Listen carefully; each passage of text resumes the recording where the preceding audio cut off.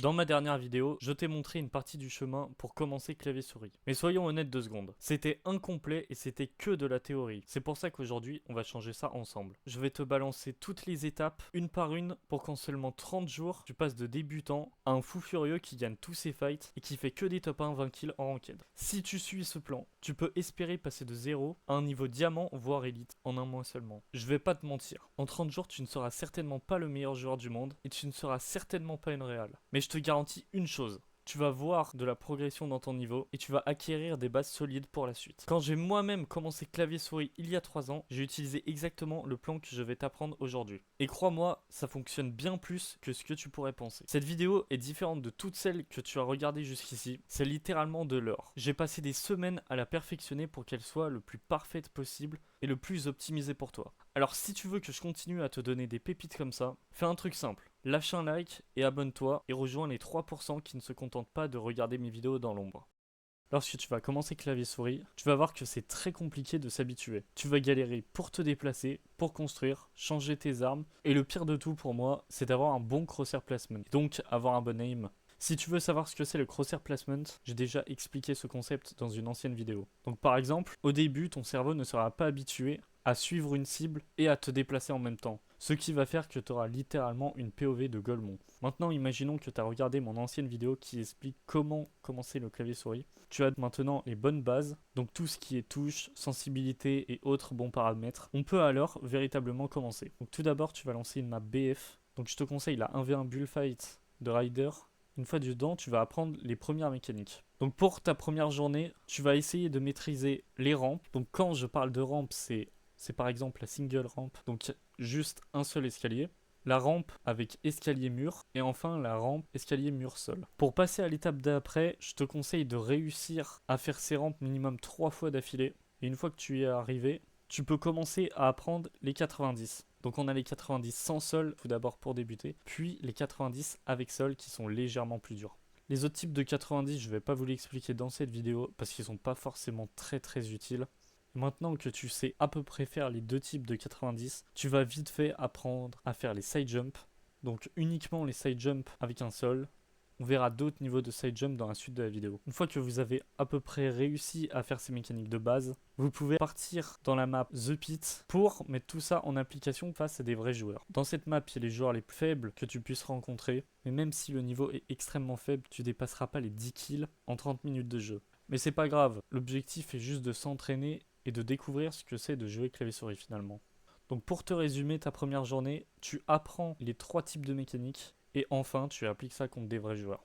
Voilà, maintenant que tu as fait ta première journée de découverte, ça va être l'heure de commencer à réellement tryhard pour t'améliorer. Je vais maintenant te donner les différentes étapes de ton planning d'entraînement que tu vas devoir reproduire chaque jour pendant ces 30 prochains jours. Tu vas commencer ton training par la consolidation des mécaniques que tu as vues précédemment. Par exemple, le deuxième jour, tu vas consolider les rampes, les 90 et les side jumps. T'essayes de faire cette consolidation des mécaniques environ 20 minutes. Ton objectif en consolidant ces mécaniques, c'est que lorsque tu la feras, tu auras environ une probabilité de 90% de chance de la réussir. Et dans un monde parfait, ça serait 100% du coup. Les maîtriser parfaitement sera très utile lorsque tu seras en fight, comme ça tu n'auras pas à réfléchir pour les faire. Dans un second temps, tu vas essayer d'apprendre de nouvelles mécaniques. Donc je te donnerai une liste des mécaniques à apprendre dans la suite de cette vidéo. Après cela, tu vas travailler 2 autres domaines de ton jeu. Donc comme domaine que tu peux travailler, on a l'aim, les déplacements, le piece control, le timing d'edit et le crosshair placement. Et pour finir ta routine d'entraînement, tu vas essayer d'y appliquer contre de vrais joueurs. Je te donne pas de temps exact que tu dois passer sur chaque étape. Tu fais en fonction de tes besoins, de ton emploi du temps. Je pense que tu es assez grand pour te débrouiller tout seul. Il n'y a que toi qui sais réellement de quoi tu as besoin. Maintenant que tu as pris conscience des 4 étapes de ton planning d'entraînement, je vais vite fait te les détailler. Donc pour l'apprentissage de nouvelles mécaniques, je vais te donner une liste de celles que tu devras apprendre et maîtriser après 30 jours. Cette liste sera par ordre d'apprentissage, ce qui signifie que la première que je vais dire sera la première à apprendre et la dernière que je vais dire sera la dernière à travailler. Je tiens encore une fois à vous dire que vous pouvez légèrement modifier l'ordre selon vos envies. Donc on a les simples edits suivi de la Mongral classique et tout ce qui est piece control de base. Donc par exemple, piocher un mur, le replace, edit en fenêtre, en arche, en triangle et mettre un cône. Vous verrez qu'au début, même ce piste control le plus simple sera extrêmement compliqué et cela vous fera améliorer votre coordination de vos doigts et de votre cerveau. Et vous verrez que cela va créer de nouvelles connexions neuronales et ça vous fera donc améliorer votre coordination de vos doigts. Ensuite, on a le fait d'apprendre à ce full box le plus rapidement possible, suivi des doubles et triples edits.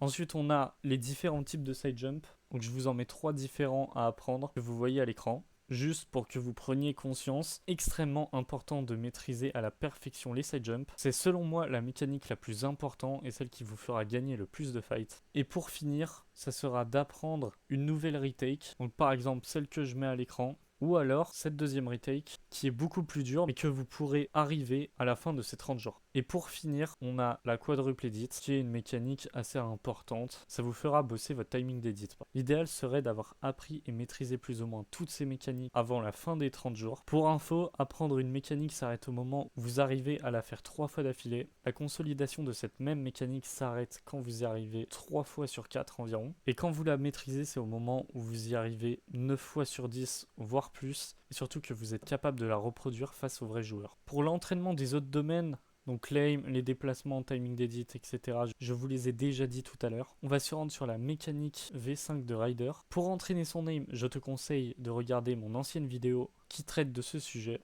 où je t'explique comment créer une routine optimisée pour toi avec les bons exercices et où je te donne tous les exercices les plus importants et efficaces. Donc dans cette vidéo, je ne vais pas m'attarder sur ce point. Pour travailler tes déplacements, tu peux les travailler indirectement. Donc ça serait de les travailler par exemple lorsque vous faites de l'aim ou du solo build. Donc essayez un maximum de vous déplacer et de sauter lorsque vous faites des entraînements aim. Et sinon, vous pouvez l'entraîner directement en faisant par exemple des death runs. Pour travailler le timing d'edit et le crosshair placement, vous allez aller dans la mécanique training V5 de Raider. Une fois dans la map, vous allez aller dans l'onglet Edit. Et une fois dans cet onglet Edit, vous allez aller dans cet exercice-là et vous allez faire des descentes d'Edit. Donc votre objectif, ça sera d'appuyer sur la touche d'Edit et de sélectionner en même temps, sans qu'on voit le bleu de la présélection. Donc ça donnera un truc comme ça.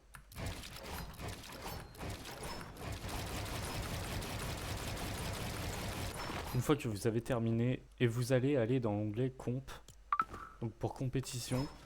Et ici, vous allez travailler l'edit training.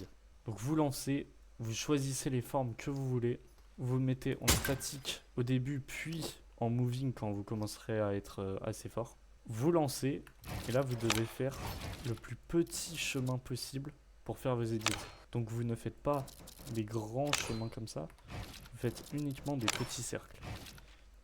Ici une petite arche de cercle. Et vous essayez de faire ça le plus rapidement possible.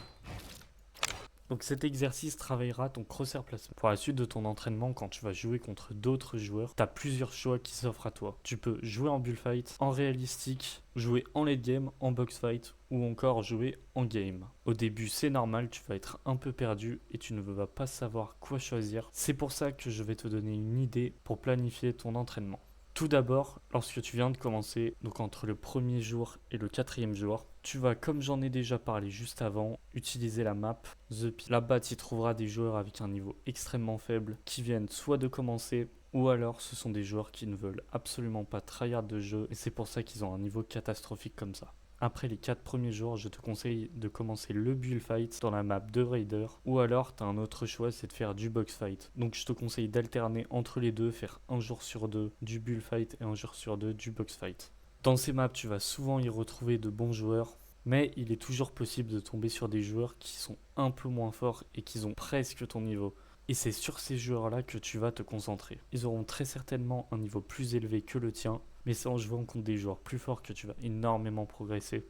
Après, cette phrase est à relativiser. Si l'écart de niveau est trop grand, tu ne vas pas progresser, tu vas juste perdre ton temps. Donc essaye de bien doser et au bout d'environ 15 jours, tu vas commencer à jouer en ranked ou alors en fin de zone. Au début, en ranked, tu auras un niveau tout simplement éclaté et c'est normal. En ranked, on a souvent des actions qu'on ne fait pas en créatif et on doit aussi adapter notre style de jeu. Au début, tu vas certainement mourir contre des bots et des joueurs bronze. Ça te fera assez mal à l'ego. Surtout si, quand tu jouais manette, tu avais l'habitude d'exploser tous tes adversaires. Mais ne t'inquiète pas, tu as 2 semaines restantes pour t'améliorer au maximum et avoir le niveau d'un diamant. Dans une prochaine vidéo, je te montrerai comment passer Unreal. Donc si des vidéos dans ce style où j'analyse des zones réelles t'intéressent, pense à liker cette vidéo et à me le dire en commentaire. Donc normalement, si tu suis toutes les étapes que je te dis dans la vidéo, tu vas réussir à avoir un niveau diamant au grand minimum et élite si tu as de la chance. Mais imaginons que malgré tous tes efforts, tu n'arrives pas à atteindre l'objectif que tu t'étais placé. N'oublie pas que c'est pas grave et que la progression n'est pas un sprint mais un marathon. Une fois que tu auras fini ce mois, que tu sois fier de toi ou déçu de toi pour ta progression, ne tombe pas dans certains pièges. Si tu es trop fier de toi, tu vas avoir tendance à développer un ego et ton ego il va vite te rattraper en te faisant arrêter de faire des efforts et du coup tu vas stagner et régresser. Si tu es déçu de ton niveau, tu vas peut-être abandonner alors que pourtant c'est à ce moment-là où il faut s'accrocher et continuer. Ce sont les joueurs qui s'acharnent le plus qui seront le meilleur à la fin. Tu verras que dans 6 mois, 1 an ou même 2 ans, tu te remercieras d'avoir continué. Et c'est ta médiocrité qui fera de toi ton excellence.